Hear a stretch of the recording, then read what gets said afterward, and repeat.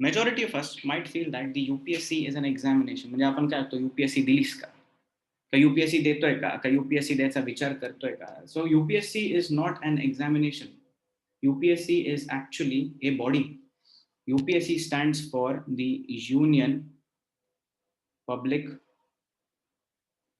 Services Commission.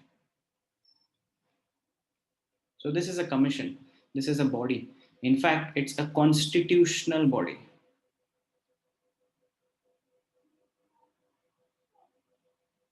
By calling it a constitutional body, I'm trying to tell you that this is a body which has been mentioned in the Constitution of India. And this was specifically constituted in order to conduct a series of examinations so that you can get meritorious students for different government operations, right? So the UPSC as a body is responsible for conducting a series of examinations. Bharpur examinations UPSC conduct karte. One amongst them is the Civil Services Examination.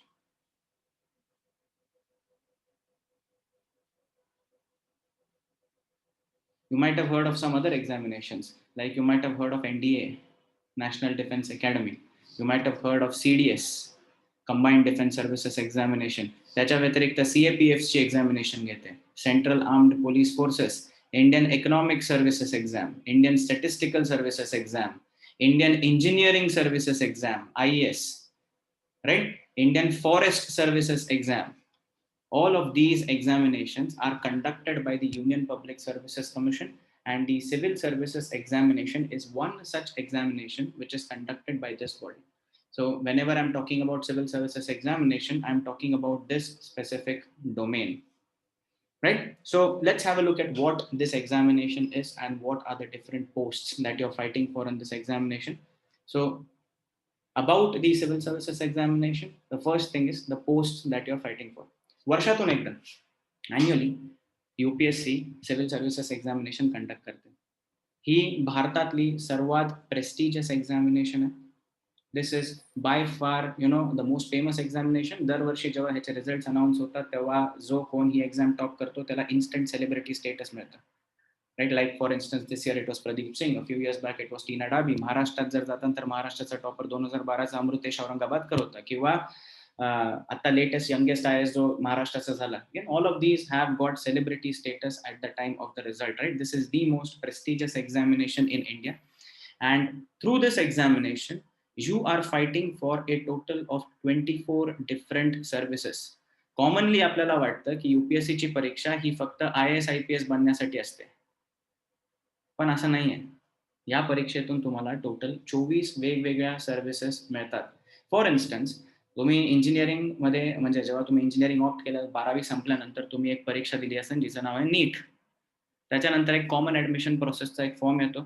त्या form मध्ये तुम्हाला कॉलेजेसची list of preferences टाकायला सांगतात. त्या list of preferences आणि तुमच्या merit प्रमाणे तुम्हाला एक कॉलेज अलोकेट होतं. सिमिलरली या केसमध्ये दरवर्षी या एक्झामिनेशनचा रिझल्ट अनाऊन्स होतो.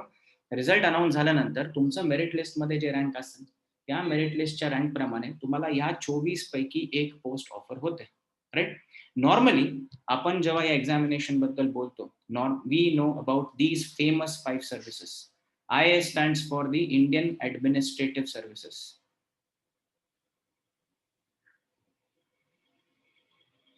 This is the pinnacle. This is the apex. This is called the best service in India. Why? Because when you become an IAS, you start your career as a subdivisional magistrate, and within 1 year, you are promoted to a district collector. District collector is the administrative in charge of the district. So if you qualify this examination at the age of 22, say, by the age of 25, 2 वर्षाचं training असतं. By the age of 25, you start your career as the administrative head of the district. So this is by far the most prestigious post that is available through this examination.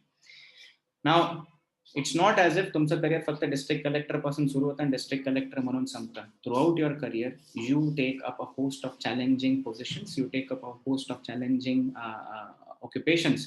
So policy making आणि policy execution हे domains तुम्ही IAS Indian administrative service मधनं exercise करत असता. Latest एक movie आली होती माझ्या मते 2-3 वर्ष आली असेल. राजकुमार रावचा पिक्चर आहे, शादी में जरूर आना. I don't know whether you have seen this or not. या मूवीमध्ये the character is playing the role of an IAS and जे टशन त्यांनी त्याच्यात दाखवलं त्याच्यावरनं तुम्हाला मी या सर्व्हिसबद्दल जे म्हणतोय त्याचा अंदाज येत असेल. You start your career as a district collector, and towards the time of your retirement, around the age of 55, you have one position, two positions that are available to you. जर तुम्ही स्टेट गव्हर्नमेंटला जाता तर स्टेटला आपल्याकडे chief minister असतो, सेंट्रलला आपल्याकडे prime minister असतो, right? So by the age of 55-56 you have the opportunity of becoming the chief secretary. Chief secretary is the right hand of the chief minister. कुठलाही डिसिजन जर त्यांना घ्यायचा असेल तर चीफ सेक्रेटरीशी कन्सल्ट केल्याशिवाय तो होत नाही, right? And in case you are present at the central government, you have the opportunity of becoming the cabinet secretary. Now, cabinet secretary is the secretary in charge of who provides secretarial assistance to the cabinet. The entire cabinet consults the cabinet secretary and his team before taking decisions. So these are positions of significant clout, and an Indian administrative service provides you the opportunity of being in the center of the policy making and policy execution domain in India, right? Besides that political career पण होऊ शकतं. साताऱ्याबद्दल आपण बोललो तर आता साताऱ्याचे जे MP आहेत श्रीनिवास पाटील, त्यांच्याबद्दल जर तुम्ही वाचताल तर Shrinivas Patil is an ex IAS officer. Because you are an IAS officer, you get into so much of public contact that in the future you have the opportunity of also making a political career out of it. I'm not saying that it necessarily happens, but I'm saying that this is an opportunity which awaits anybody who becomes an IAS as well. IAS च्या नंतर जी service तुम्हाला सर्वात जास्त माहिती असेल, pretty sure that is the Indian Police Service, IPS. Movies मध्ये normally या दोन सर्व्हिस पैकी ह्या सर्व्हिसचा सर्वात जास्त पोर्ट्रेल असतो. रोहित शेट्टीचा एक पिक्चर आहे लेटेस्ट सूर्यवंशम म्हणून रिलीज होणार आहे, राईट? सो रिलीज झाला नाही अजून अनफॉर्च्युनेटली, बट सूर्यवंशम मध्ये Akshay Kumar, Ajay Devgan, these portray the characteristics of IPS. So IPS stands for the Indian Police Service. Just like the Indian Administrative Service officers are responsible for executing government policy at district and state levels, the Indian Police Service officers are responsible for execution of law and order. So when you become an IPS officer, you start your career as an SP, and then you move progressively in ranks SSP, DIG, IG, ADG, and eventually you end up becoming the DG, Director General of the Police Force. This might be for a central police force, it might be for a state. If you go to the city level, the Mumbai la police commissioner of Mumbai ची position आहे. That is also a DG level position. Latest आता जर तुम्ही news follow करत असताल तर अर्णब गोस्वामी खूप news मध्ये आहेत. He is involved, he has locked his horns with Parambir Singh, who is the commissioner of Mumbai, right? So Parambir Singh represents the IPS in this sequence. So as an IPS officer, you have the opportunity to execute law and order, and this is again a position of significant weight, right? Beyond this, the third famous service in the list of famous 5 is IFS. This stands for Indian Foreign Service. अजून एक IFS आहे UPSCच्या टर्मिनॉलॉजीमध्ये, ती आहे Indian forest service. Indian forest सर्व्हिसची separate exam होते. ती तुम्हाला या एक्झामिनेशन मधनं ही पोस्ट मिळवता येत नाही. त्याची एक्झाम सेपरेट होते, सो त्याचं सिलेक्शन प्रोसेस पण सेपरेट होतं. But right now I will focus on Indian foreign service. So through Indian foreign service you have the opportunity of becoming a diplomat. You become the Indian representative in foreign embassies. So समजा मी स्वित्झर्लंडमध्ये as an IFS officer posted आहे, तर माझ्या भारताच्या प्रधानमंत्रीचं जे statement असेल, जी policy असेल, ते रिप्रेझेंट करण्याचं माझं काम स्वित्झर्लंड गव्हर्नमेंट समोर असणार. Because my prime minister cannot be present over there every time. So I will be the representative who communicates decisions, who solves issues between the two governments. So in that way, I play a significant role in the diplomatic scheme of events. Also, along with that, if you go to Switzerland, if you go to the United States of America, you have several Indian citizens who are residing abroad. त्या सिटिझन्सला बऱ्याच गोष्टींमध्ये मदत लागते, त्यांना might be discrimination face करत असतील किंवा passport related issues असतील किंवा त्यांच्या फॅमिलीजला काही इश्यूज फेस होत असतील, ते इश्यूज रिझॉल्व्ह करण्याचे काम सुद्धा इंडियन फॉरेन सर्व्हिसचे ऑफिसर्स करतात. So as Indian foreign service you are posted in embassies across the world. Might be an embassy in Pakistan as well, might be an embassy in Switzerland as well, depends upon where you are posted, right? And accordingly you serve the government. The last two famous services in the list of services is IRS IT and IRS Customs and Excise. भारतामध्ये जर तुम्ही taxes बघतात तर दोन प्रकारचे taxes असतात. एक असतो डायरेक्ट टॅक्स, दुसरा असतो इनडायरेक्ट टॅक्स. डायरेक्ट टॅक्स तो टॅक्स असतो जो तुम्ही सरकारला डायरेक्ट देता. फॉर इन्स्टन्स एक्झाम्पल घ्या, इन्कम टॅक्स. तुम्ही जर 50,000 रुपये कमवले तर समजा 10% इन्कम टॅक्स रेट असेल तर तुम्हाला 10% तो इन्कम टॅक्स सरकारला डायरेक्ट भरावा लागतो.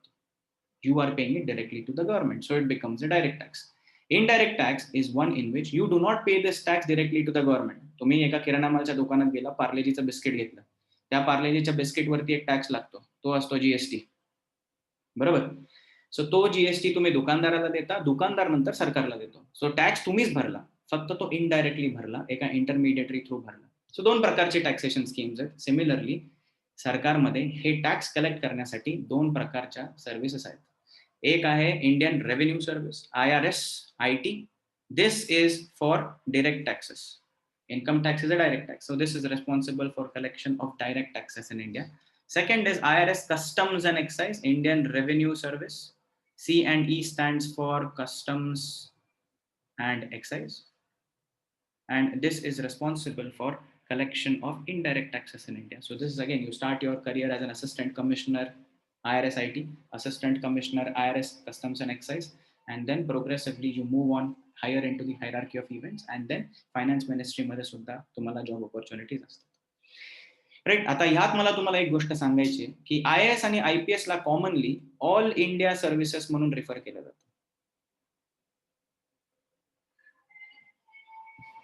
Right.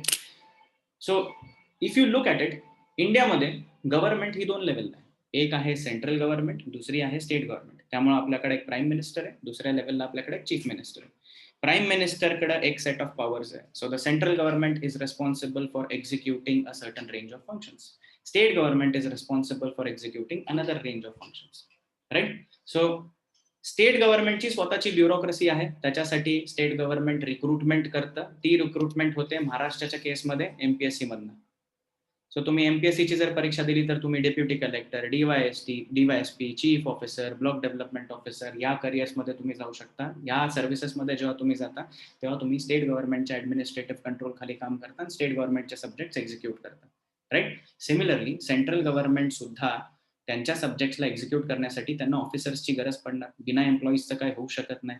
So except for these two services which are all India services, all the other services that we will be talking about, all of them are responsible for execution of those functions which are of the central government. So foreign relations ha central government's function hai, tax collection ha central government's function hai. Similarly मी आता पुढच्या ज्या service सांगेन, railway चालवणं, accounts maintain करणं, हे central गव्हर्नमेंटचे functions आहेत.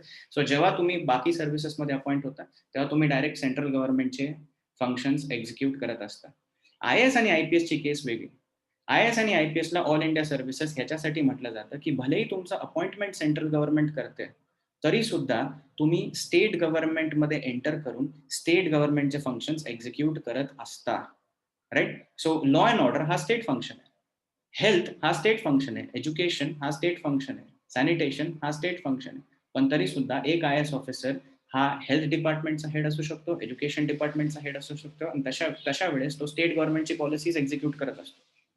Right? So IAS and IPS are, although they are appointed by the center, but they execute functions of the state, whereas all the remaining services that we will be talking about, all of them are responsible for execution of functions of the central government. त्यामुळे त्यांना central services म्हणतात आणि वरच्या दोनला all India services म्हणतात. हे basic distinction आहे. तिसरी ऑल इंडिया सर्व्हिस आहे Indian forest service. Again as I told you, this is through a separate examination. ती सुद्धा स्टेट गव्हर्नमेंटमध्ये त्यांना सेंट्रल गव्हर्नमेंट अपॉइंट करून आणून ठेवतं आणि ते स्टेट गव्हर्नमेंटचे फंक्शन्स एक्झिक्यूट करण्याची कामं करतात. ओके. याच्यानंतर या फेमस 5 सर्व्हिसेस नंतर ज्या सर्व्हिसेस आहेत त्याचं मी तुम्हाला एक ब्रीफ इंट्रोडक्शन देतो. If you go into the other services, after these famous 5 comes the famous railway services, right? So the first famous railway service is Indian Railway Traffic Service. Private railway कधी बघितली आहे भारतामध्ये? एक पण private rail नाहीये. Catering private कॉन्ट्रॅक्टरला दिला असेल, cleanliness private कॉन्ट्रॅक्टरला दिला असेल, स्टेशन साफ स्वच्छता प्रायव्हेट कॉन्ट्रॅक्टरला दिला असेल, पण ऑपरेशन्स हे नेहमी सेंट्रल गव्हर्नमेंटच चालवते, राईट? सो ऑपरेशन जर सेंट्रल गव्हर्नमेंट करते तर ते चालवायला तुम्हाला एम्प्लॉईज लागणार आहेत.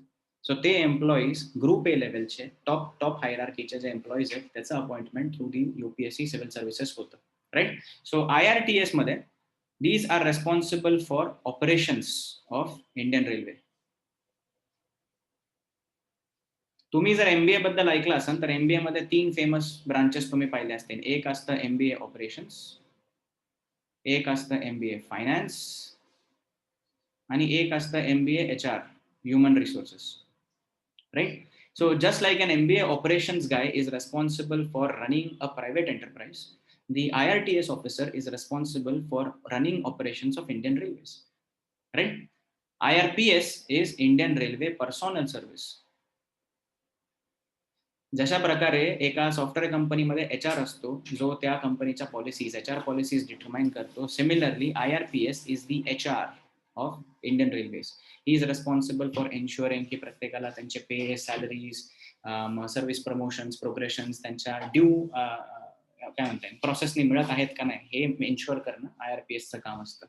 Finance, MBA finance is responsible for ensuring sanctioning of funds, बरोबर पद्धतीने ते प्रोजेक्ट्स एक्झिक्यूट होत आहेत का नाही हे चेक करणं. Similarly Indian railway account services performs the finance part of Indian Railway. This A stands for accounts.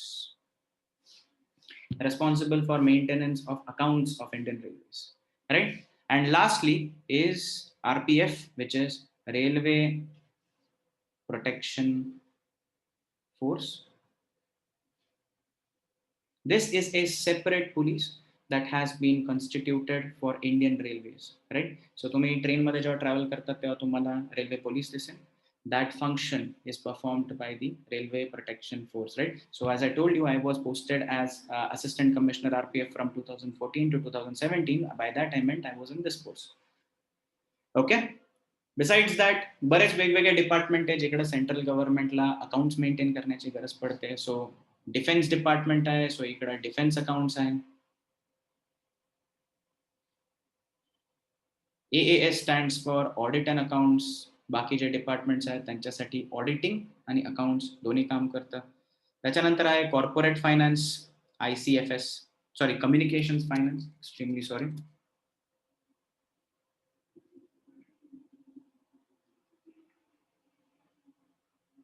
त्याच्यानंतर आहे corporate accounts, civil accounts. So वेगवेगळ्या डिपार्टमेंट्स मध्ये सरकारला स्वतःचा जो हिशोब आहे, अकाउंट्स आहे ते मेंटेन करण्याची गरज पडते. So for different departments, you have different officers who are appointed specifically for the purpose of maintaining accounts of the government. Why? Because government is an entity which is running on taxpayers' money. तुम्ही, मी, तुमचे आई वडील, माझे आई वडील आपण taxes भरतो सरकारला, right? आणि आपण एका डेमोक्रेसीमध्ये राहतो, लोकशाहीमध्ये राहतो. सो ऑब्व्हियसली लोकशाहीची एक खासियत आहे की जो कुठला पैसा सरकार जनरेट करते तो पैसा नीट खर्च होतोय का आहे का नाही ह्याला जाणण्याचा अधिकार सुद्धा आपल्याला, राईट? रिप्रेझेंटेटिव्ह डेमोक्रेसी म्हणतो आपण. सो ह्या अकाउंटिंग सर्व्हिसेसचं एक मात्र काम हे आहे की सरकारचे जे अकाउंट्स आहेत ते नीट पद्धतीने मेंटेन होत आहेत का नाही हे एन्श्युअर करणं त्यांचं काम आहे, राईट?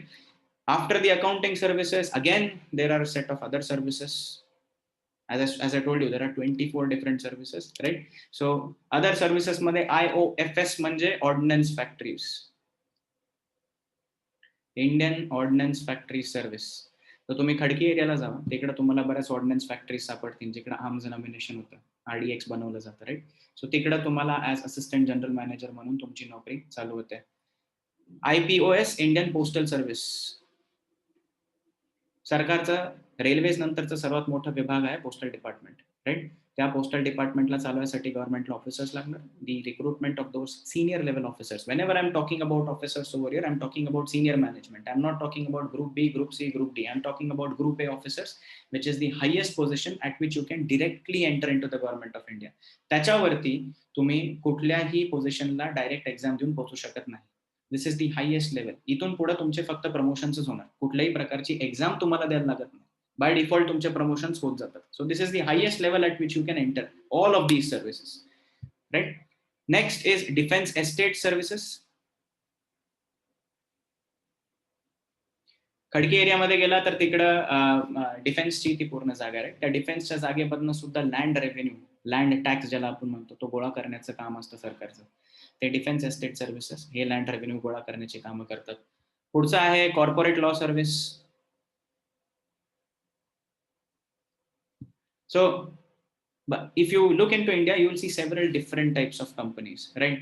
एक आहे प्रोप्रायटरीशिप, ज्याच्यामध्ये मी डायरेक्ट माझ्या नावावरती बिझनेस एस्टॅब्लिश करून चालवू शकतो. दुसरं आहे पार्टनरशिप. मी आणि माझे 4 मित्र एकत्र आलो आणि आम्ही ठरवलं की एक बिझनेस चालू करायचा आहे, तर आम्ही पार्टनरशिपमध्ये बिझनेस चालू करू शकतो. पार्टनरशिपचं एक व्हर्जन आहे LLP, ज्याला म्हणतात लिमिटेड लायबिलिटी पार्टनरशिप. याचंच एक व्हर्जन आहे, थोडासा किचकट आहे, but it's just like a partnership, right? Beyond that you have the Companies Act. मग इन्फोसिस आहे, टाटा आहे, या सगळ्या कंपन्या सरकारच्या नियमांप्रमाणेच चालतात. सरकारच्या नियमांखालीच रजिस्टर झालेले असतात. सो तो नियम कुठला आहे, तो लॉ आहे, that is the companies act. So Indian corporate law service officers are responsible for ensuring the execution of these laws. Whether the companies that have been established under these laws, they are functioning as per the provisions of that law or not, that is the function of Indian corporate law service, right? Next is the trade service. Import export करत राहते India, तर import एक्सपोर्टशी related जे सगळे matters आहेत ते Indian trade सर्व्हिसमध्ये deal केले जातात. त्याच्यानंतर आहे इंडियन इन्फॉर्मेशन सर्व्हिस. एक फार फेमस लॉ आहे, I don't know whether you guys know it or not. I am pretty sure तुम्ही 12वी पर्यंत शिकला असताना. त्याला म्हणतात right to information act.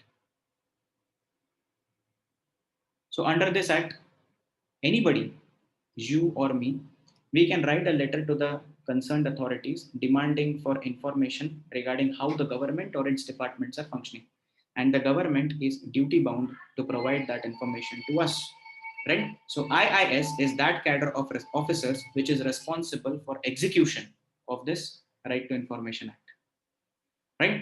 Last set of services are a certain set of group B services. Now I didn't mention this, but I'll mention it over here. If you go to the government of India, you will realize that recruitment occurs at 3 groups: Group A, Group B, and Group C. I'll give you an example of what is the difference between Group A, Group B, and Group C by using the police setup. Constable, 12वी क्वालिफिकेशनची criteria असते, direct police भरतीची परीक्षा होते.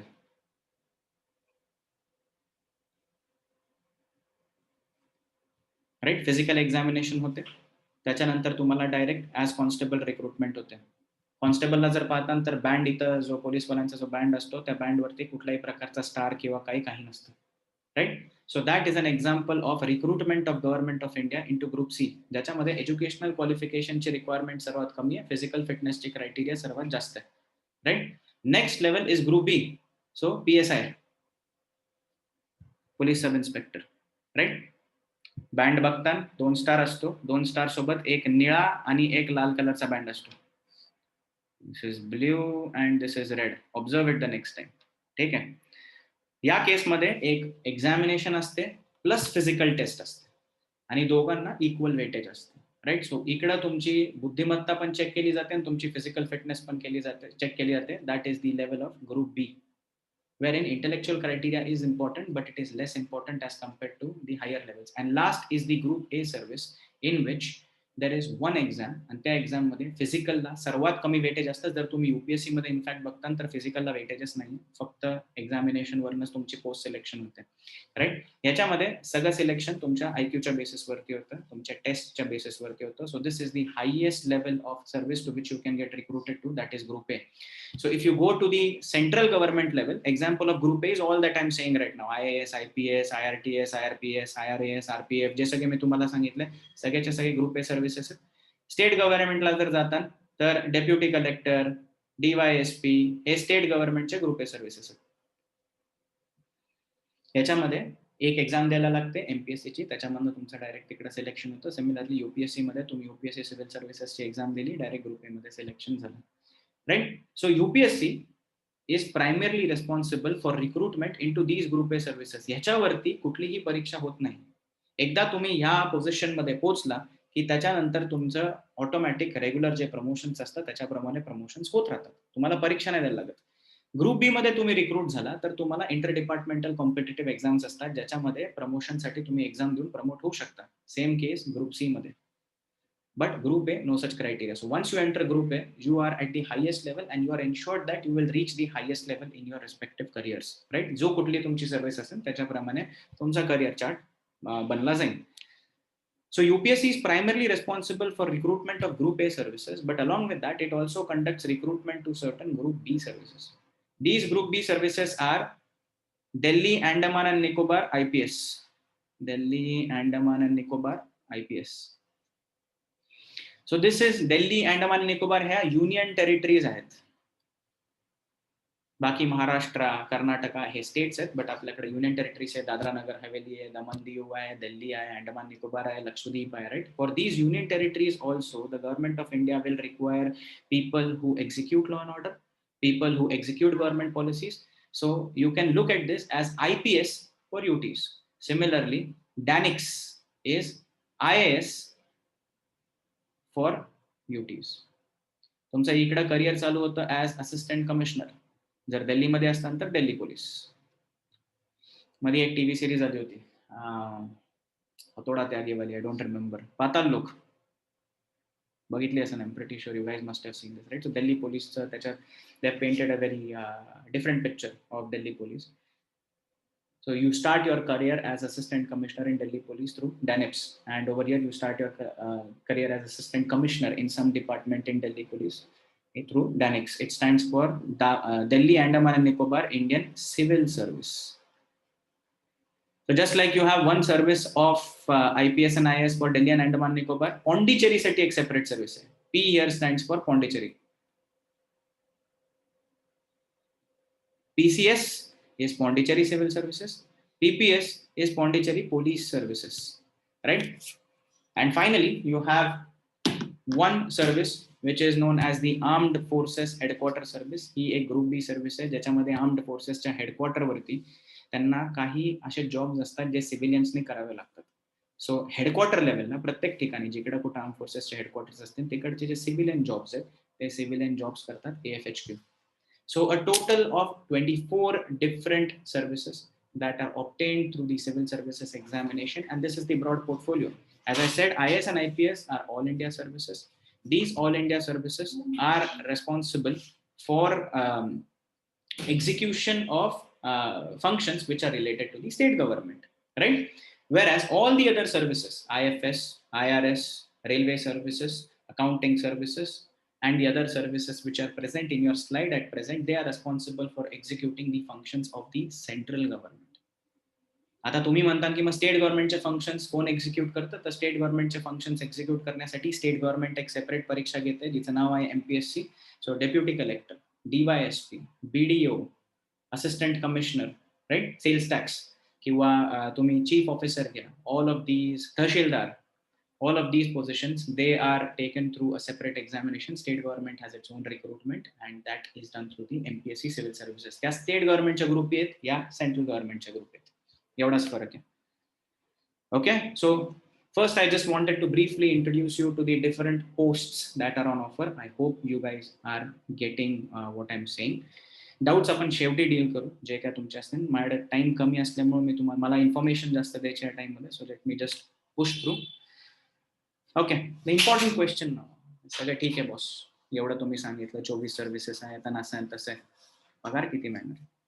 So when you start as a group A civil servant, right, you start with a salary of basic pay of 56,100 rupees, which is significant, कारण की ह्याच्यावरती तुम्हाला मिळतो तुमचा ट्रान्सपोर्टेशन अलाउन्स, ह्याच्यावरती मिळतो तुम्हाला ट्रॅव्हल अलाउन्स, ह्याच्यावरती मिळतो तुम्हाला house rent allowance. So if you consider the overall amount of money that you get, the amount of money which is legally paid to you, white money मी म्हणतो, that is significant. Black money ची मी चर्चा करत नाही, हा forum बरोबर नाही आहे त्याच्यासाठी, राईट.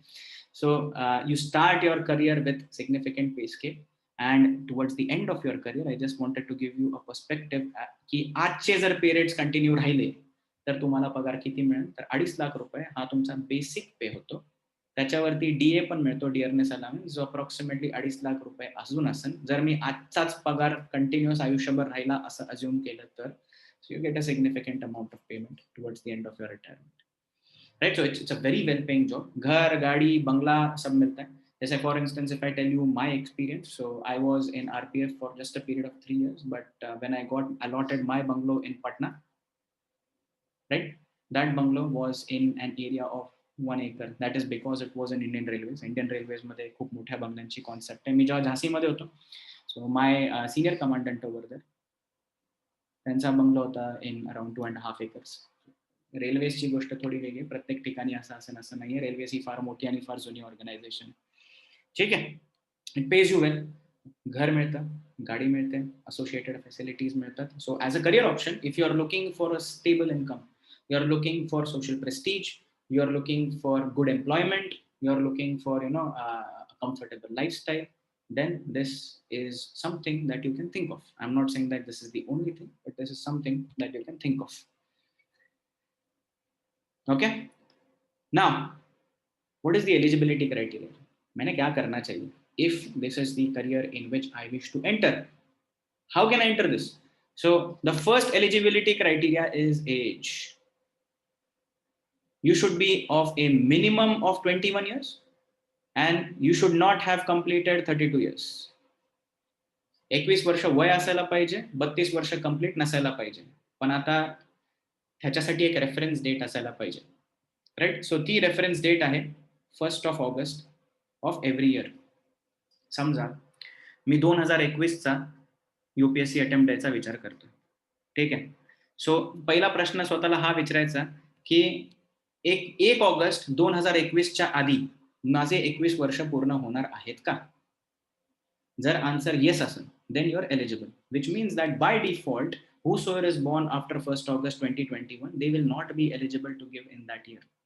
मॅम मी जर याच्या मागे आपण 21 वर्ष जाऊ म्हणजे 2000 येईल, right. So suppose I am born on the 1st of March 2000, right? So by the 1st of August 2021 I will have completed 21 years, which means I am eligible. But if I am born on the 1st of December 2000, so 1st August 2021 आल्यावर माझे 21 वर्ष पूर्ण झाले असणार आहेत का? नाही, मी अजून सुद्धा 20 कम्प्लीटच असणार आहे, 21 रनिंग असणार आहे, which means I am not eligible.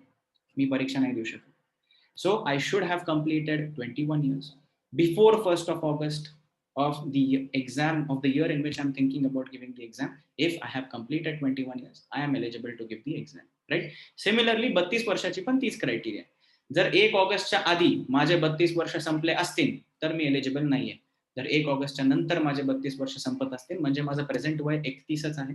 So I can give the examination attempt, right. Educational qualifications काय? ग्रॅज्युएशन हवंय, बाकी काहीही नकोय, ग्रॅज्युएट असायला पाहिजे तुम्ही. ऑल्सो समजा तुम्ही इंजिनिअरिंगच्या फायनल इयरला आहात, एक्झाम जनरली जून मध्ये असते, पहिली फेज जी आहे ती, राईट. मेच्या आसपास आपली सेमेस्टर संपून जाते. So by May I have already appeared for the final examination which I am going to give in my college, right? So if I have appeared for the concerned qualifying examination, I am still eligible. So even if I have appeared for final exam, I am still eligible. जेव्हा मला इंटरव्ह्यूचा call येतो तोपर्यंत मला माझ्या कॉलेजचं पासिंगचं certificate मिळून जातं. ते पासिंगचं सर्टिफिकेट मी इंटरव्ह्यूमध्ये दाखवून सांगू शकतो की मी ग्रॅज्युएट आहे म्हणून. सो ग्रॅज्युएशन झालेलं असायला पाहिजे. Along with that for engineers like us आपलं ग्रॅज्युएशन 3 वर्षात संपत नाही, 4 वर्ष लागतात, राईट. सो 4थ्या वर्षी जेव्हा आपण एक्झामला अपिअर होतो त्यावेळेस आपण परीक्षा देऊ शकतो. सो तुम्ही जर आता विचार करताय की मी एक्झाम द्यायची का नाही द्यायची, तर तुमचा पहिला अटेम्प्ट तुम्हाला 2024 ला मिळेल. You can give your first attempt in 2024-23 you guys calculated. ठीक आहे. Now these criteria are not rigid. इंडियामध्ये तुम्हाला माहिती आहे की कास्ट अँड फिजिकल डिसेबिलिटीजच्या बेसिसवरती रिलॅक्सेशन दिलं जातं. सिमिलरली कास्ट अँड फिजिकल डिसेबिलिटीजच्या बेसिसवरती ह्याच्यात सुद्धा एज लिमिटवरती रिलॅक्सेशन आहे. सो ओपन कॅटेगरीचे असतात तर maximum age limit is 32, right. OBC असतात तर maximum age limit is 35. SC ST असतात then there is no age limit.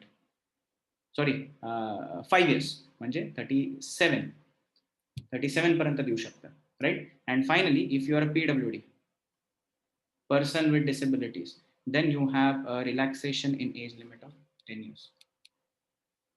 म्हणजे 32च्या वरती 10 वर्ष, 42, 32च्या वरती 3 वर्ष 35, SC ST असताना तर 5 वर्ष म्हणजे 37. So you if you depending upon which caste you belong to, you have that much amount of time in order to appear for the concerned what do you call it examination. Next, moving on to the number of attempts. ठीक आहे, आता मी exam द्यायचा विचार केला तर मी किती attempt देऊ शकतो परीक्षेला. तुमच्या स्क्रीनवर आहे, स्क्रीनशॉट घेऊन ठेवा. जनरल कॅन्डिडेट्सला 6 अटेम्प्ट देऊ शकतात. Scheduled caste, scheduled tribes, no limits. 37 years पर्यंत तुम्हाला पाहिजे तेवढे अटेम्प्ट देत राहा. सो 21 पासून जर तुम्ही चालू केलं 37 पर्यंत तुमचे 16 अटेम्प्ट होतील. 16 attempt are permitted, no problem whatsoever. OBC असताना then there is a ceiling of 9 attempts. Physically handicapped असताना then 9 attempts again. Okay. Although you might feel that the other categories are getting more attempts than open category, but believe me, 6 attempts is a very large time. वर्षातनं एकदा परीक्षा होते, बरोबर. So 6 attempt is equal to 7 years. कारण की तुम्ही या वर्षी अभ्यास चालू केला तर पुढच्या वर्षी परीक्षा देणार म्हणजे 1 वर्ष गेलं. मग तिथून पुढे 6 वर्ष म्हणजे 7 वर्ष. So 6 attempt is like a huge amount of time. आता लेटेस्टच 3-4 वर्षापूर्वी 4 अटेम्प्टचं 6 अटेम्प्ट झाले. 4 अटेम्प्टच खूप जास्त वाटायचं आम्हाला, आता 6 अटेम्प्ट तर खूपच जास्त वाटतं. ठीक आहे. So 6 attempts is a significant amount of time in order to clear the exam. If you do not clear it in 6 attempts, then I don't think that you should even think about continuing. ठीक आहे. Now,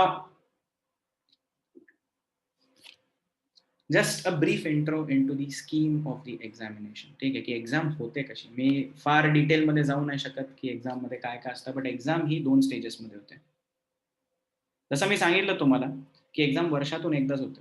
Once a year it happens, and this exam it occurs in 2 stages. The first stage is prelims. Prelims he MCQ based exam असते. 2 paper असतात. एक असतो general studies, दुसरा असतो aptitude. Aptitude मध्ये basic English आणि मॅथ्स असतं, अगदीच बेसिक असतं. 10th स्टँडर्ड लेवलचं ऍप्टिट्यूड असतं. Second paper is general studies, which consists of your general studies of economics, of geography, of history, of science, म्हणजे everything that you have learned till now. 12वी आता तुम्ही just झाला असताना, right. So till नाव तुम्ही जे सगळं शिकला ते सगळं तुमच्या जनरल स्टडीजच्याच पार्टमध्ये येतो. आता तुम्ही स्पेसिफिक स्टडीजकडे मूव्ह ऑन करता. Now you are moving on to a portfolio of engineering, which is a specific subject of specialisation. But till now you had been studying everything in general. Right? So these subjects, they are a part of your general studies. Current affairs येतात, daily newspaper वाचावं लागतं. Economics, geography, science and technology, history, Indian constitution, all of these are subjects covered under general studies. If you qualify prelims, this is a screening test. म्हणजे ही परीक्षा तुम्हाला फक्त qualify व्हावी लागते. ह्याच्या मार्क्स मेरिटला काउंट होत नाही. ही जर पास झाला, एक कट ऑफ डिक्लेअर होतो. समजा 100 मार्काचा कट ऑफ डिक्लेअर झाला, तर जर तुम्ही 100च्या वर असताल तर तुम्हाला मेन एक्झामिनेशन देण्याचा चान्स मिळतो, ज्याला मेन्स म्हणतात, popularly referred to as civil services mains. Correct. So if you qualify prelims, you get an opportunity to give mains. This mains examination occurs in 2 stages. One is the written exam,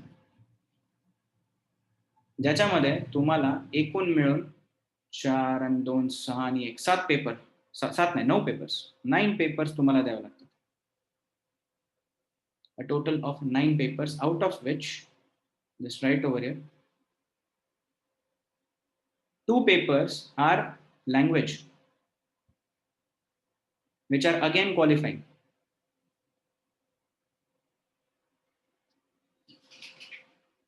so एक मी assume करतो की तुम्ही मराठी घेतात. 300 मार्काचा मराठीचा paper असतो. त्याच्यापैकी आपल्याला 25% mark आणावे लागतात. 75 मार्क. 75च्या वरती जर गेला तर क्वालिफाय झाला. दुसरा कंपल्सरी इंग्लिश असतो, ज्याच्यामध्ये अगेन 25% मार्क्स आणावे लागतात. तो क्वालिफाय झाला तर मग तुमचे पुढचे जे 7 पेपर आहेत ते 7 पेपर चेक होतात. राईट. आता ह्या 7 पेपर पैकी एक पेपर असतो एसेचा, ज्याच्यामध्ये तुम्हाला 2 टॉपिक दिले जातात. त्याच्यावरती तुम्हाला 3 तासामध्ये 2 एसे लिहायचे असतात, 1000 शब्दाचे. 4 पेपर असतात जनरल स्टडीजचे, जे आपण जनरल स्टडीज प्रिलिम्सला वाचलं. Economics, history, geography, science, international relations, foreign policy, ते सगळे पेपर तुमचे 4, त्यांना वेगवेगळ्या विषयांमध्ये स्प्लिट करून 4 जनरल स्टडीजचे पेपर बनवले जातात. आणि ऑप्शनल म्हणून एक कॉन्सेप्ट असते, त्याच्यामध्ये एक तुम्हाला विषय चूज करावा लागतो, which is your subject of specialization, and that optional subject has 2 papers. Right. So समजा मी मेकॅनिकल इंजिनियर आहे, तर मी मेकॅनिकल इंजिनिअरिंग चूज करू शकतो. माझ्याकडे लिस्ट ऑफ ऑप्शनल्स आहे नेक्स्ट, जी मला तुम्हाला स्पेसिफिकली दाखवायची आहे. Why? Because you are entering your cusp of engineering right now, so you can make an educated choice. I'll show you the list of optional subjects that is available, and then you can make an educated choice of what you want to do and what you don't want to do. But this one subject is extremely crucial. Each and every one of these 7 papers is of 250 marks. 250 मार्काचा paper आहे. हे 2 qualifying आहेत, त्यामुळे ह्याचे marks काय add होत नाहीत. Right. So 7 into 250 is 1750 marks. Right. And along with that, you have the second phase of the main examination, which is the interview. Now, पहिले तुमचे जे हे मेन्सचे पेपर आहेत ते चेक होतात. 1750 मार्क पैकी तुम्हाला काही मार्क्स अलॉट होतात. त्याच्यात परत एक कट ऑफ अनाउन्स होतो. त्या कट ऑफच्या वरती जर तुम्ही असताल तर तुम्हाला इंटरव्ह्यू द्यायचा चान्स मिळतो. इंटरव्ह्यू होतो दिल्लीमध्ये. UPSCचं फेमस ऑफिस आहे ढोलपूर हाऊस. राईट. त्या ढोलपूर हाऊसमध्ये तुमचा इंटरव्ह्यू होतो. 5 ते 6 लोकांचं एक पॅनल असतं. ऑन अन ॲव्हरेज अर्ध्या तासाचा इंटरव्ह्यू होतो, and it is an extremely brilliant experience. Right. This interview is of a total of 275 marks, which means that your mains examination is of total of 1750 plus 275, that is 2025 marks. 2025 मार्काचं men's examination असते, आणि या 2025 mark पैकी तुम्हाला किती mark मिळालेत त्या बेसिसवरती तुमची merit list announce होते. Merit लिस्टमध्ये तुमचा रँक लागतो. सो फक्त मेन्स नाही, फक्त इंटरव्ह्यू नाही, तर मेन्स प्लस इंटरव्ह्यूचा जो स्कोर आहे त्या स्कोर पैकी तुम्हाला किती मार्क्स पडले त्या बेसिसवरती जज होतं की तुमचं मेरिट लिस्टमध्ये काय रँक लागणार आहे. Obviously mains is of 1750 marks, interviews of 275 marks only, which means that a major chunk of your marks are going to come from your written examination and not from your interview. Right. So the popular myth is that की interview वरती selection होतं, असं नाहीये. Men's मध्ये तुम्ही score काढला तर तुमचं सिलेक्शन होतं. इंटरव्ह्यू मध्ये 200 180 फक्त 20 मार्काचा फरक पडू शकतो. मेन्स मध्ये 101 मार्काचा फरक पडून जातो. मेन्स इम्पॉर्टंट आहे. आता या 2025 पैकी ऑल इंडिया टॉपरला सुद्धा on the range of 1000 to 1050 marks मिळतात फक्त. म्हणजे जर तुम्हाला 50% मार्क्स मिळाले 2025चे तर तुम्ही ऑल इंडिया टॉपर होऊ शकता. आणि जर तुम्हाला 40% मार्क्स मिळाले तर तुमचं सिलेक्शन कन्फर्म असतं. 40% is a very very good score when it comes to this civil services examination. Okay, so 2 stages. पहिली आहे स्क्रीनिंग, जिला म्हणतात प्रिलिम्स. प्रिलिम्स पास झाला तर मेन एक्झामिनेशन. मेन एक्झामिनेशन मध्ये परत 2 स्टेजेस. एक आहे रिटन एक्झाम, दुसरी आहे इंटरव्ह्यू. रिटन एक्झाम मध्ये आहेत टोटल मिळून 9 पेपर, ज्याच्यापैकी 2 क्वालिफाईंग आहेत. 7 पेपर, ज्याच्यामधले 5 जनरल स्टडीज बेस्ड आहेत. एसएला पण मी GSS पकडतो. आणि एक आहे तुमचं सब्जेक्ट ऑफ स्पेशलायझेशन, जी सर्वात महत्वाची गोष्ट आहे. सब्जेक्ट्स कुठले आहेत मी सांगतो तुम्हाला, त्याच्यावरनं नंतर मग तुम्हाला मी काय महत्वाचं आहे सांगतो. ठीक आहे. त्या सब्जेक्ट ऑफ स्पेशलायझेशन वरती सगळं ठरतं तुमचं. ह्या 7 पेपर्सचे मार्क्स ऍड करून मेन्स तुम्ही क्वालिफाय होता. जर कट ऑफ मार्क्सच्या वर असताल तर तुम्हाला इंटरव्ह्यूचा कॉल येतो. इंटरव्ह्यूच्या मार्क्स आणि मेन्सचे मार्क्स ऍड करून तुमचं फायनल मेरिट लिस्टला मार्क डिक्लेअर होतं. Right. Now the list of optionals. Why I have been emphasizing on this. This is the list of optional subjects that is available, and if you carefully observe over here, mechanical, civil, and electrical. So जे कोणी core branches मध्ये आहेत, mechanical engineers, civil engineers and electrical engineers, तुमच्यासाठी एक फायदा आहे.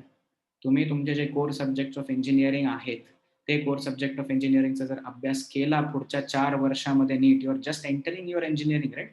So over the next 4 years, if you do your engineering properly, then you can easily choose your engineering subject as your optional subject. Let me tell you, I am a mechanical engineer. ठीक आहे. माझ्या वेळेस मला ही गोष्ट माहित नव्हती. So मी UPSC करायचा निर्णय हा फायनल इयर नंतर घेतला.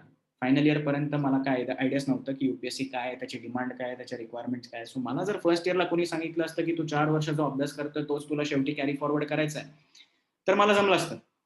अनफॉर्च्युनेटली आपण 8 सेमिस्टरमध्ये शिकतो. प्रत्येक सेमिस्टरला 5 विषय असतात, म्हणजे 8 40 विषय असतात आपल्याला टोटल. आणि हे 40 विषयांपैकी किमान 10 ते 12 विषय तरी क्लब करून युपीएससी मेकॅनिकल इंजिनिअरिंग मध्ये प्रश्न विचारतात.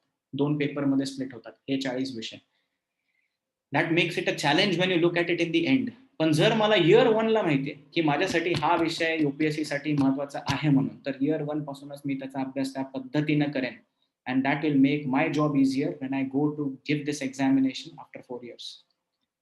So what I did was, माझ्या वेळेस 2 ऑप्शनलची कॉन्सेप्ट होती. आता सिलेबस पॅटर्न चेंज झाला, आता फक्त एक ऑप्शनल चेंज झालं, चेक तुम्हाला घ्यावा लागतो. माझ्या वेळेस मी जॉग्राफी आणि पब्लिक ऍडमिनिस्ट्रेशन घेतलं होतं, कारण मी याच्यासाठी तयार नव्हतो. पण तुमच्याकडे तो ऑप्शन आहे, तुमच्याकडे तो चॉईस आहे.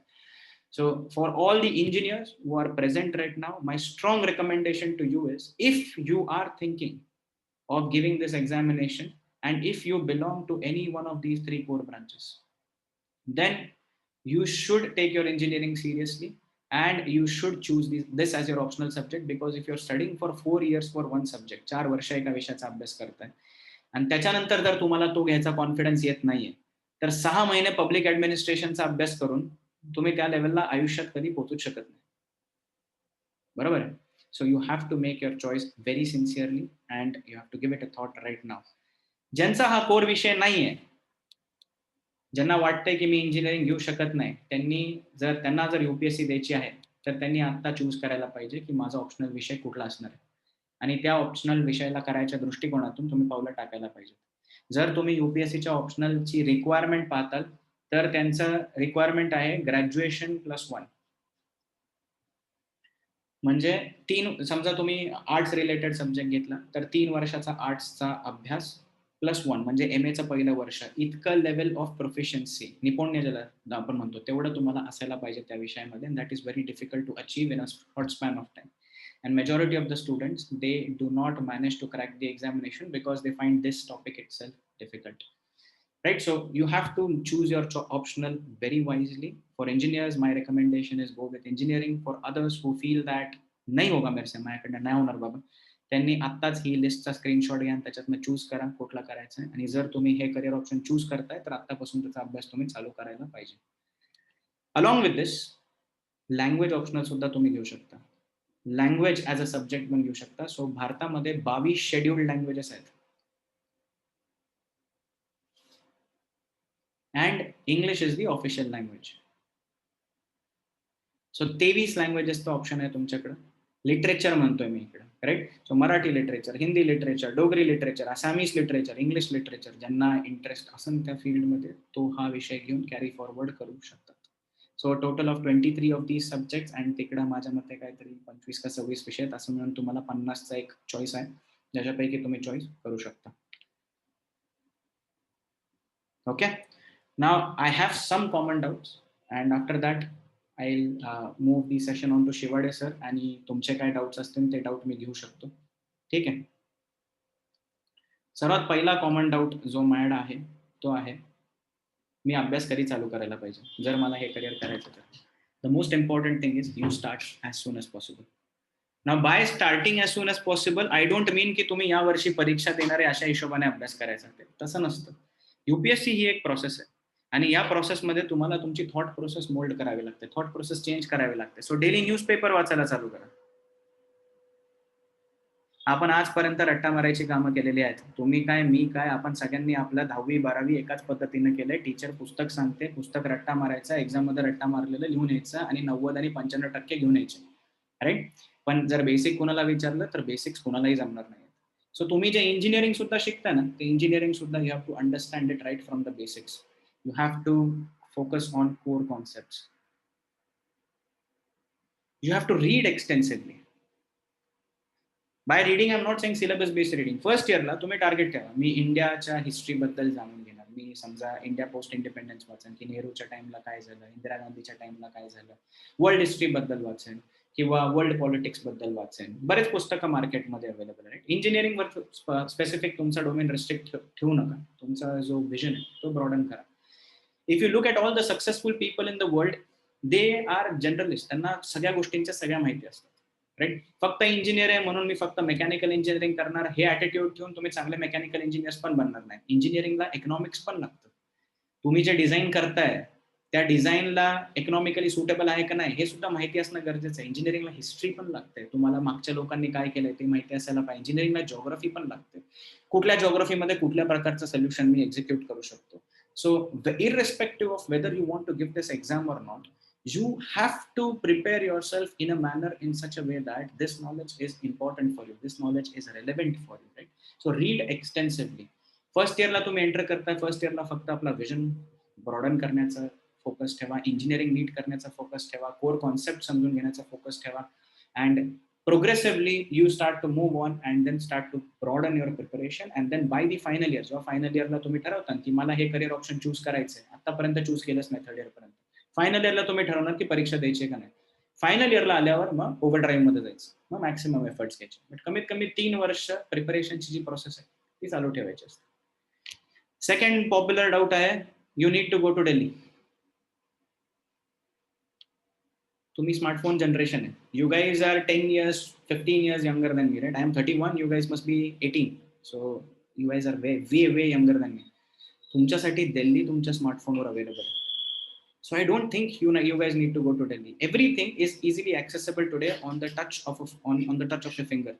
I am sitting in Pune and I'm delivering this session in Satara, right? Similarly, sessions in Delhi are easily available in Pune in case you want to do it. So it's open to you. Multiple options available आहेत, multiple providers open आहेत. Make an educated choice. आणि असं काय नाही की दिल्लीला जाऊन pass होतो वगैरे. दिल्लीला ज्याला माहोलची गरज आहे, ज्याला असं वाटतं की मला तिकडे जाऊन अभ्यास करावा लागेल, मला पोरं आजूबाजूला असल्याशिवाय अभ्यास होत नाही, त्यांनी तिकडे जावं. But otherwise I don't think it's necessary. Right?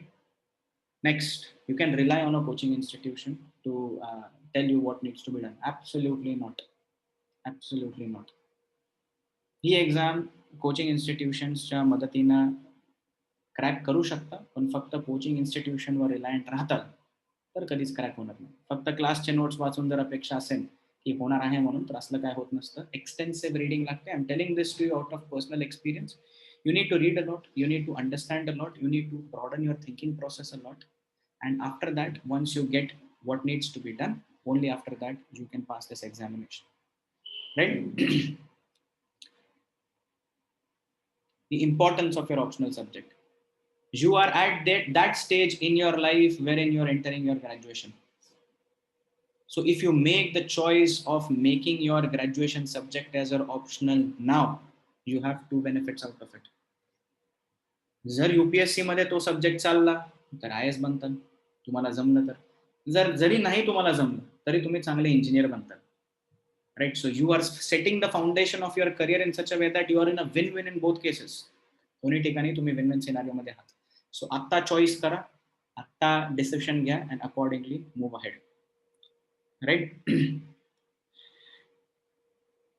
Next, a popular doubt, UPSC, MPSC, SSC सगळ्या परीक्षा एकसारख्याच असतात, तर असं काय नाही. प्रत्येक एक्झाम ही वेगळी, प्रत्येक एक्झामचे वेगळे डिमांड्स आहेत, प्रत्येक एक्झामच्या वेगळ्या क्रायटेरिया आहेत, सो तुम्ही जर युपीएससीचा अभ्यास करत असताना तुम्ही म्हणता की माझं एमपीएससी आपोआप होऊन जाईल, अजिबात नाही. एसएससी आपोआप होऊन जाईल, अजिबात नाही. भलेही सिलेबस ब्रॉडली वरून दिसताना सेम दिसला तरी प्रत्येक एक्झामची स्ट्रॅटेजी वेगळी आहे, त्याला वेगळ्या पद्धतीने अभ्यास करावा लागतो. हिस्ट्री हे तिघांमध्ये कॉमन आहे, पण हिस्ट्री युपीएससीची ओरिएंटेशन वेगळं, एमपीएससीचं वेगळं, एसएससीचं वेगळं.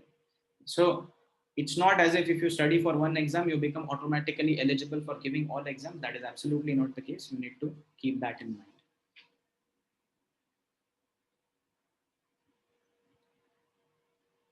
Lastly, majority of times it takes more than one attempt. So if you are of the opinion की मी एक attempt देणार आणि त्याच्यानंतर काय नाही मग आपण आपल्या करिअरला लागायचं, करूच नका. It's not required, that it is not necessary that you get into this field, right? You need to keep a minimum perspective of 2 attempts. I wish for all of you that you qualify in your first attempt. माझी अपेक्षा आहे की तुम्ही सगळे first attempt मध्ये होता. But let's have a look at the facts. 10 lakh students fill the form every year, right? 30,000 students qualify prelims. 2,000 students qualify mains. On an average, 900 to 1,000 students are selected. Right? So what is the success ratio? 1,000 divided by 10 lakh to 100. This is 0.1%. So if your college strength is 1,000 people, right? That means that only one amongst you has the probability of qualifying this exam, which means that this exam is not easy. This exam is very, very tough. So it is not necessary that you will qualify this exam in the first attempt itself. It will take time. एवढं फक्त लक्षात ठेवा की जर exam द्यायचा विचार करताय तर एक होरायझन ठेवायचा, एक पर्स्पेक्टिव्ह ठेवायचा. पहिला असेस करायचं की मी 2 अटेम्प्ट देण्याच्या ताकदीत आहे का नाही, माझी फॅमिली सिच्युएशन आहे का नाही. असेल तर बिंदास 2 वर्ष थांबा, नसेल तर मग पहिले स्वतःची स्टेबिलिटीवर फोकस करा, त्याच्यानंतर मग युपीएससीच्या ड्रीम वरती शिफ्ट करा. That will be my recommendation to you guys. And lastly, one last slide is the rationale behind competing. का करावं मी हे? तर 2 गोष्टी आहेत. एक तर as a person you change entirely. As a person you get a world view. As a person you get an India view. You become a better engineer. You become better in whatever you are doing, right? On the other hand, the risk to reward ratio. You will have. Okay, so I'll conclude whatever doubts you have.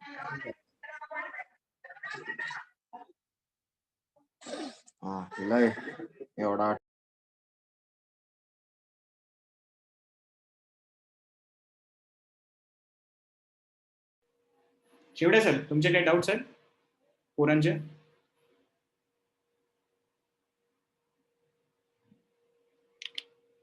Hello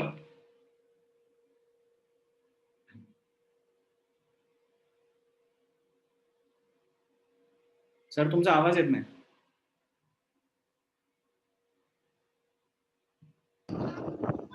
Hello. Hello. Yes, विचार. Hello. बोल ना.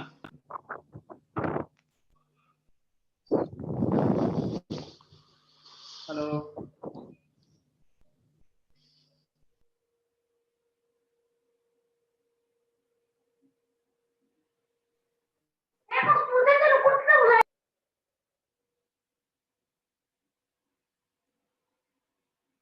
Shivade sir, तुमचा आवाज येत नाहीये मला अजिबात.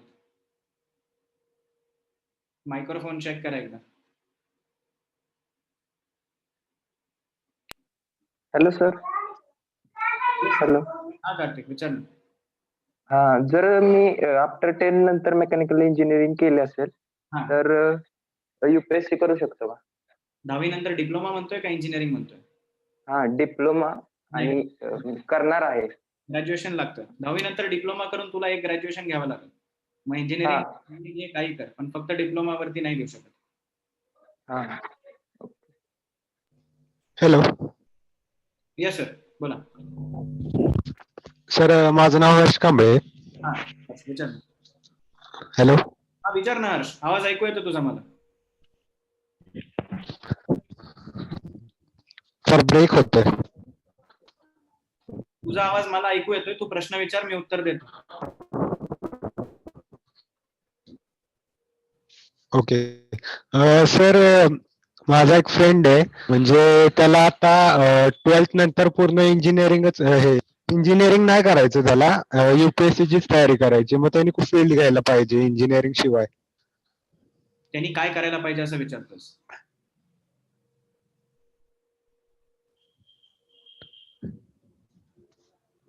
Hello. Hello. हा, त्यांनी तुझ्या मित्राला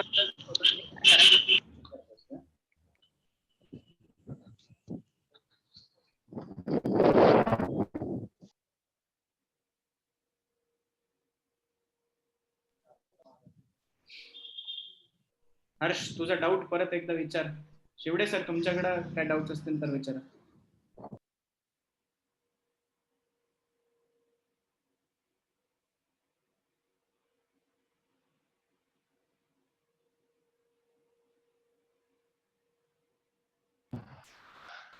हॅलो सर, आता येतोय का आवाज? येतोय, बोल.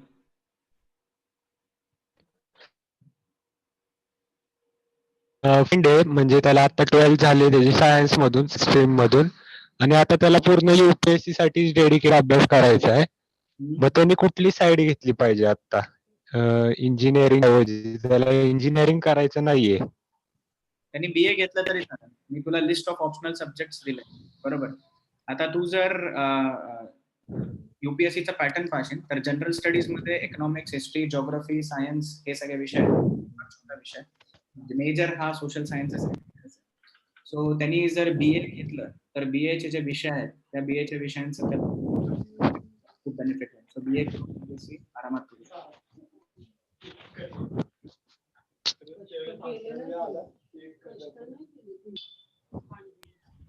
Hello sir. हॅलो. हा प्रतीक, बोल ना. सर मी प्रतीक सावंत. हॅलो. हा बोल ना प्रतीक, ऐकू येतंय मला. समजा sir I can face the examination, then what type of mental, which type of mental capacity I have do? म्हणजे तुला एक्झाम देण्यासाठी म्हणजे माझी मेंटल कॅपॅसिटी कशी ठेवली पाहिजे? ओके, म्हणजे तुला एक्झाम द्यायला कशा प्रकारची मेंटल कॅपॅसिटी असायला पाहिजे हे विचारतोय. एक्झाम बघ, तुला सांग, exam is more about hard work. एक सिक्रेट ऑफ सक्सेस आहे ना एक्झामचं, हा आहे हार्डवर्क. ठीक आहे. सो आता सिंपल इक्वेशन घे. समज खूप हुशार मुलगा आहे, त्यांनी 12 तास अभ्यास केला. त्याला समजायला समज 12 तास लागतात आणि मला समजायला त्याच्या दुप्पट टाइम लागतो, मग मला 24 तास लागतील. राईट? विच मीन्स दॅट त्यांनी जर 12 तास 1 वर्ष अभ्यास केला आणि मी 12 तास जर 2 वर्ष अभ्यास केला तर मी त्याच्या लेवलला पोहोचेल. I will be in a position wherein I can reach his capabilities. So if you are able to consistently put in that much number of hours, that much amount of dedication and that much amount of focus, तर मग तुझी mental capability पेक्षा जास्त तुझं hard working potential या exam मध्ये जास्त matter करतं. माझ्या केसमध्ये मी म्हणजे आपण जज कोणाला करतो कुठल्या ग्राउंड्सवर की त्याला 10वी 12वी इंजिनिअरिंग मध्ये किती मार्क्स पडले त्या बेसिसवर, राईट? सो मी 60% वाल्या मुलांना पण IAS बनताना बघितलं, राईट? आणि मी 9 पॉइंटर, जे आमच्या कॉलेजमध्ये GPAचं सिस्टम होतं, सो 9 पॉइंटर मुलांना सुद्धा प्रिलिम्स फेल होताना पाहिलं. So it is not necessary की तुझ्या मार्क्स तुला ठरवणं, तुझा अप्रोच, तुझा हार्ड वर्किंग पोटेन्शियल आणि तुझं डेडिकेशन हे ठरवतं शेवटी की तू एक्झाम पास होतोस का नाही. Yes sir, thank you sir. हा तेजस सर. सर आयची सर एक्झाम देताना सर कॉन्फिडन्स कसा पाहिजे, आणि सर तुमचा त्यावेळेस कॉन्फिडन्स कसा होता सर? हे बघ, माझं जर विचारशील तर मी जेव्हा 2010 ला पास आउट झालो होतो कॉलेजमधनं, तेव्हा कॉन्फिडन्स खूप हाय होता. म्हणजे त्याच्यात काय कन्स्ट्रेंट नव्हता, कारण मी स्वतः 9 पॉइंटर्स होतो. सो मला असं वाटायचं की मला खूप येतं म्हणून. 11चा अटेम्प्ट दिला मी, 2011चा, आणि त्या 2011च्या अटेम्प्टला प्रिलिम्स पास झालो, मेन्स पास झालो, इंटरव्ह्यू देऊन आलो, पण फायनल लिस्टला काय माझं नाव लागलं नव्हतं. सो त्यावेळेस कॉन्फिडन्स ब्रेकडाऊन झाला, कारण याच्या आधीपर्यंत कधी एक्झाम दिली आणि सिलेक्ट नाही झालो अशी काही क्रायटेरिया नव्हती. सो कॉन्फिडन्स शॅटर झाला होता. And then after that when I gave my second attempt, त्यावेळेस मला जाणवलं की कॉन्फिडन्स आणि टॅलेंटपेक्षा जास्त स्वतःवरती विश्वास आणि स्वतःच्या हार्डवर्क वरती जास्त रिलाय करायला पाहिजे. कॉन्फिडन्स तुला कधी येणार, जेव्हा तुझं प्रिपरेशन त्या लेवलचं असेल. जर प्रिपरेशनच नसेल तर कॉन्फिडन्स घेऊन करणार काय, right? So your confidence should draw strength from its preparation and not from what you feel about yourself. त्यांनी काय घेणं देणं नसतं. तू अभ्यास चालू कर. अभ्यास करता करता तुला प्रश्न सोडवायला जेव्हा सुरुवात करशील तेव्हा प्रश्न सोडवताना तुला वाटेल की मला येतंय म्हणून, सो ऑटोमॅटिकली तुझा कॉन्फिडन्स बिल्ड होईल. आत्ताच काय सांगता येत नाही प्रेझेंट पोझिशनला की तुझा कॉन्फिडन्स कामाचा आहे का नाही. पहिलं तुटावा लागतो, नंतर परत बनावा लागतो. त्याच्यानंतरच तो जो कॉन्फिडन्स आहे that will stay for ever. Hello sir. Hello sir. Atharva पहिले विचार, शिवानी तू अथर्व विचार. Hello sir. हा, मी अथर्व बोलतोय. हा. की आपण अभ्यास करताना तुमचं स्टडी शेड्यूल काय होतं दिवसाचं? ओके. ऑन अन ॲव्हरेज दिवसाला 12 तास अभ्यास करायचो बघ मी.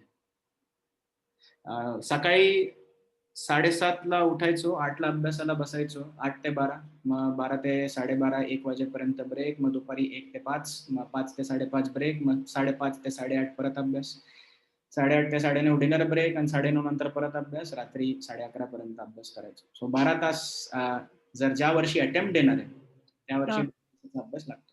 त्याच्या आधी माझं काय आलं, मी फायनल इयर नंतर डायरेक्ट या फील्डमध्ये उतरलो, त्यामुळे मला खूप कॅचिंग अप करायचं होतं. मी खूप मागं होतो बाकीच्यांच्या, ऑब्व्हियसली मला जास्त वेळ लागणार होता. पण तुम्ही जर आत्तापासून सुरुवात केली तर त्या 12 तास जेव्हा तुम्ही शेवटी टाकताल ना, त्याचं जे बेनिफिट आहे ते तुम्हाला खूप जास्त मिळेल माझ्यापेक्षा. आणि अजून एक सर, आपलं इंग्लिश सुधारण्यासाठी काय करू? इंग्लिश सुधारण्यासाठी बघ, इंग्लिश न्यूजपेपर वाच. आणि दुसरी गोष्ट, इंग्लिशचे जे सोपे नॉवेल्स येतात, जसं चेतन भगतचे काही नॉवेल्स आहेत आणि इंडियन ऑथरचे काही नॉवेल्स आहेत, ते नॉवेल्स वाचायला चालू कर. ऑटोमॅटिकली तुझं इंग्लिश सुधारायला होईल. त्याला काय स्पेशल क्लास लावायची किंवा स्पेशल काय कोचिंग करायची काही गरज नसते. भाषा आहे, भाषा आपण स्वतःहून पण शिकू शकतो, अवघड काम नाही. थँक्यू. हर्षदा. सर तुम्ही कोणाला सर रोल मॉडेल मानून सर ही एक्झाम दिली? मी कुणाला रोल मॉडेल मानलं? हा. ऍक्च्युली मी जेव्हा प्रिपरेशन केलं ना त्यावेळेस माझाच एक कलिग होता, तो IAS झाला. त्याच्याशी चर्चा करून त्याच्यातनं मला बोलून म्हटलं अशी फील्ड आहे, सो त्याच्या थ्रूच मी झालो. असं काही सेपरेट कोणी रोल मॉडेल नव्हतं. Hello sir. Hello sir. हा, येस. हर्षदा विचार नंतर. Hello sir. हा Harshada. Sir, NCERTs can play much more important role in UPSC exams. Okay. NCERT बघ बेस आहे, म्हणजे आपण 6वी पासून 12वी पर्यंत ज्यांनी कोणी CBSE पॅटर्न मधनं शिक्षण घेतलं असेल. As comparing to our state level exam, state level pattern. Okay. कुठलीही परीक्षा घे, मला काय म्हणायचं आहे की 6वी ते 12वीची जे CBSE लेवलचं जे शिक्षण आहे त्याच्यासाठी NCERTचे टेक्स्टबुक असतात, बरोबर. ही एक्झाम जी आपण बोलतोय ही परीक्षा ग्रॅज्युएशन लेवल नंतरची आहे. सो तुम्ही NCERT किती जरी रगडून आणि किती जरी वाचून काढलं ना तरी सुद्धा फक्त NCERTच्या बेसिसवरती ही परीक्षा पास होणं अशक्य आहे. NCERT फक्त प्लॅटफॉर्म आहे. त्या प्लॅटफॉर्मवरती तुम्हाला नंतर मग एक selected set of standard reference books असतात, त्या वाचाव्या लागतात. आणि आजच्या डेटला सर्वात मोठं रेफरन्स बुक हे गुगल आहे. तुम्हाला ब्लूमबर्ग क्विंट आहे, तुम्हाला ब्रिटानिका आहे, तुम्हाला हिस्ट्री आहे, तुम्हाला बरेच असे खूप स्टँडर्ड वेबसाईट्स आहेत जे खूप चांगलं इन्फॉर्मेशन देतात, तुम्हाला वाचावंच लागतं ते. So NCERTs are important, definitely yes, I will not deny it. But समजा एखादा मुलगा आहे ज्यांनी 12वी पर्यंत CBSEचा अभ्यास आउटस्टँडिंग केलाय आणि त्याला खूप चांगलं जमतं, त्यांनी UPSCची परीक्षा दिल्यावर तो पास नाही होणार आहे, कारण की तो फक्त बेस आहे. त्याच्यावरती तुम्हाला खूप जास्त बिल्डअप करावं लागतं. That is your foundation. त्याच्यावरती तुम्हाला जवळपास 50 मजली इमारत बांधायची. फक्त फाउंडेशन करून एक्झाम पास होणार नाही. Thank you sir. संपदाला प्रश्न होता एक, मला नाव दिसलं होतं. Hello sir. येस, प्रतीकच आहे का परत? Who is? Yes sir. Hello. Who inspires you to face the examination? मला ऐकून आलं, मला कळलं नाही तो काय होता. तुम्हाला एक्झामिनेशन देण्यासाठी कुणी इन्स्पायर केलं, म्हणजे तुम्ही UPSC देणार हे तुम्हाला कुणी सुचवलं आधी? माझा एक कलिग होता. ऍक्च्युली आई वडिलांची सगळ्यांचीच इच्छा होते. मी शुअर आहे की तुमचे आई वडील सुद्धा म्हणत असतील की सरकारी नोकरी घे आणि IAS बन. तसं माझे आई वडील सुद्धा म्हणत. पण माझा एक मित्र होता. त्या मित्रांनी ही एक्झाम दिली आणि त्याच्याशी बोलून नंतर मला ही करिअर ऑपॉर्च्युनिटी कळाली. त्याच्यानंतर मी हॅलो सर. हॅलो. संपदा बोल ना. हा सर, मग UPSC साठी कुठले बुक्स रेफर करावे लागतील जास्त? ऍडमिशन घेणार आहे तू? हा. तर आता UPSC प्रेझेंटली फक्त एकच काम करायचं. रोज न्यूजपेपर वाचायला चालू. त्याच्यासोबत 6वी हा. आता फक्त माइंडसेट, अप्रोच, थॉट प्रोसेस, परीक्षेबद्दल माहिती. त्याच्यानंतर तुमच्या हॅलो सर. शिवानी, आपल्याला फेल्युअर भेटतं तेव्हा त्याच्याशी डील कसं करायचं? म्हणजे काय काय मुलं डिप्रेशन मध्ये पण जातात. खूप स्टडी केलाय मी वर्षभर आणि मी सिलेक्ट नाही झाले, बरोबर. असं होतं. मग ते कसं डील मी त्याच्यासाठीच तर तुम्हाला काय सांगितलं, आता तुम्ही इंजिनिअरिंगला एंटर करता, राईट? आता मेजॉरिटी जी मुलं फेलियर होऊन डिप्रेशन मध्ये जातात त्यांच्याकडे एक प्लॅन बी नसतो लाईफमध्ये. त्यांना UPSC की UPSC एवढंच दिसतं.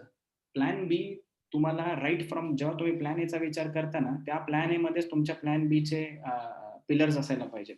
म्हणून मी तुम्हाला आता म्हणतोय की तुम्ही जर optional subject as mechanical engineering choose केला किंवा इलेक्ट्रिकल किंवा काय का असे ना, त्याच्यामध्ये तुम्ही नंतर सब्जेक्ट स्पेशलायझेशन करून पुढे जाऊ शकता.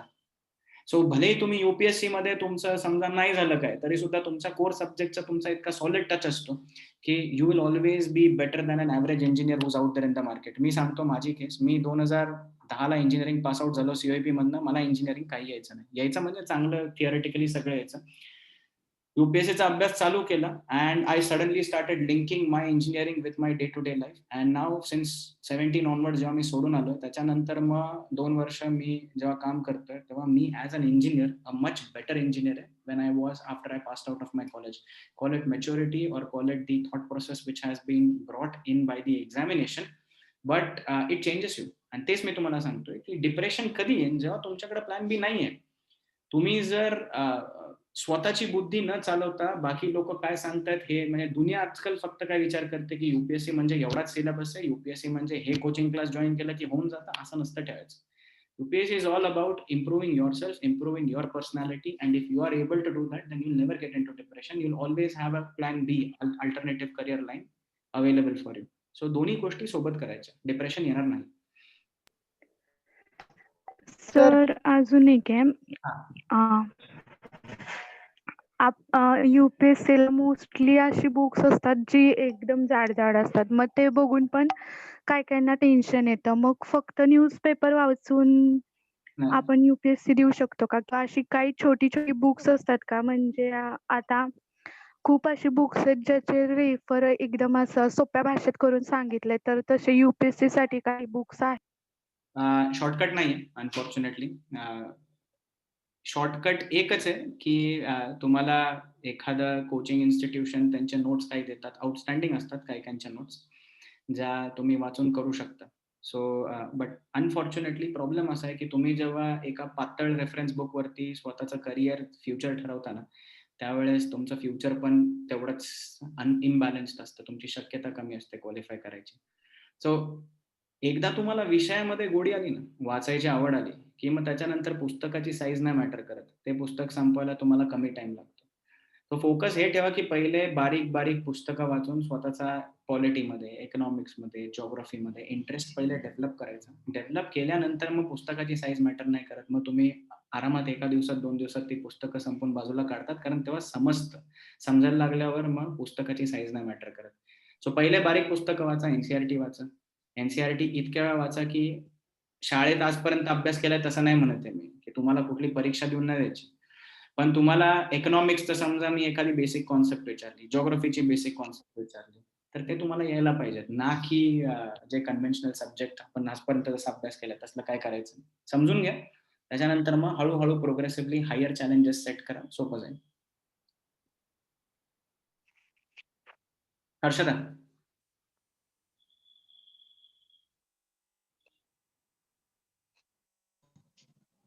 हॅलो हा हर्षदा. सर. हॅलो हा बोला ना. हॅलो हॅलो बोला बोला. कोण आहे, कोण बोलतंय, फक्त नाव सांगा म्हणजे मला कळेल.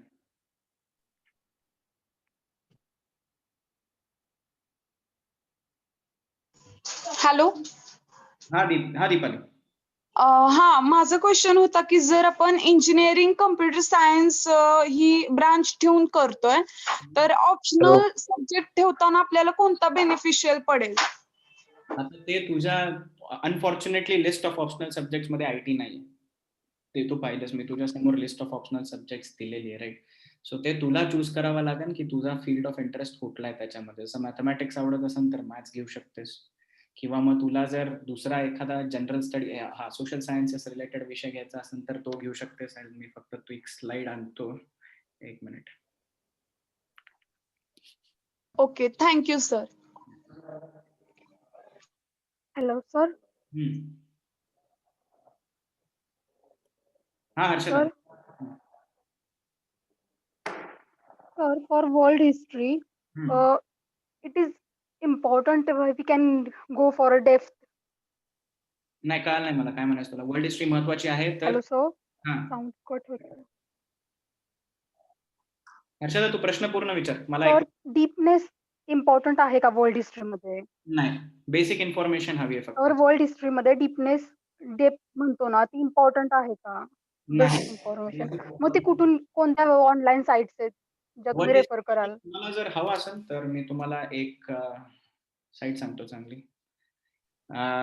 एक चांगली साईट आहे, khanacademy.org. US बेस्ड एक माणूस आहे, त्याचं नाव आहे सलमान खान. त्याला प्रेसिडेन्शियल मेडल मिळाले बॅराक ओबामाकडनं. त्यांनी ही फ्री ऑनलाईन लर्निंगची साईट काढली. या साईटवरती तुम्हाला वर्ल्ड हिस्ट्रीचे सगळे व्हिडिओज मिळतील. As general knowledge, as general information फक्त व्हिडिओज ऐका. आणि त्याच्यानंतर मग ओल्ड एनसीईआरटी आहे, किंवा तुम्हाला अजून एक पुस्तक सांगतो मी. ओल्ड एनसीईआरटी आहे अर्जुन सिंगची, अर्जुन देव. और if you want to go for it then Tamil Nadu बोर्डची पुस्तकं आहेत. आणि sir for freedom struggle? Freedom स्ट्रगलला तमिळनाडू बोर्ड पास होईल सुरुवात. त्याच्यानंतर मग ऑब्व्हियसली तुम्हाला हायर लेवल्सला जावं लागणार आहे. स्पेक्ट्रमचं पुस्तक आहे, मग अजून एक ग्रोवरचं एक पुस्तक आहे. बट पहिले for starters, for the entire history, ancient, medieval, modern, world, चारीसाठी तमिळनाडू बोर्डची पुस्तकं आहेत 6वी ते 12वीची. Thank you sir. Hello sir. Hello hello sir. Sir, आपण मुक्त विद्यापीठातून एक्झाम, गव्हर्नमेंट एक्झाम देऊ शकतो का कोणती? म्हणजे ग्रॅज्युएशन म्हणतोय का कसं? ग्रॅज्युएशन झालं ओपन? ग्रॅज्युएशन नंतर. जर ती रेकग्नाइज्ड युनिव्हर्सिटी असेल तर काही प्रॉब्लेम नाही. नसल्या तर रेकग्नाइज नसली तर यशवंतराव चव्हाण आहे ना? आहे ना, रेकग्नाइज्ड आहे. हो चालतं. हॅलो. Hello sir. हॅलो. हा सर, येतो आवाज माझा? येतोय. Okay. One more question is pending. I think students continuously message me this pending. How to choose language for interview? Okay. Or is there any? तर English मला नाही माहिती. लोक इंग्लिश वरती कन्स्ट्रेंट ठेवतात. काही लोकांना स्वतःच्या इंग्लिश वरती कॉन्फिडन्स नसतो, ठीक आहे. पण interview, if you check out the website itself, notification एकदा डाउनलोड करा UPSCच्या एक्झामिनेशनचं, आणि त्याच्यामध्ये क्लिअरली लिहिलंय interview is a test of your personality.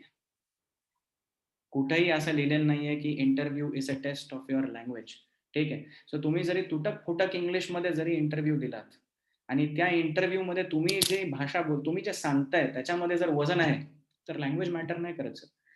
It is immaterial as to whatever language you choose, ठीक आहे. माझी इंग्लिश फ्लुएंट आहे म्हणून एखाद्याला वाटतं की नाही याला इंटरव्ह्यू मध्ये चांगले मार्क्स मिळतील, आणि दुसऱ्याचे इंग्लिश वाईट आहे त्याला कॉन्फिडन्स नाही राहणार की मला मार्क्स मिळतील का नाही मिळतील. पण माझा मुद्दा काय आणि तुझा मुद्दा काय ते जास्त महत्वाचं आहे. इंग्लिश प्लस हिंदीचं कॉम्बिनेशन वापरलं तरी चालतं, असं काही नाही. Okay, sir. Sure. So I think topic is a very hot topic. So most of the student continuously asking directly question.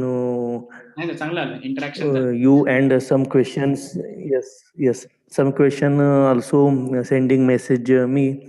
So I think 1.5 hour, it is a very interactive session and motivational from you, sir.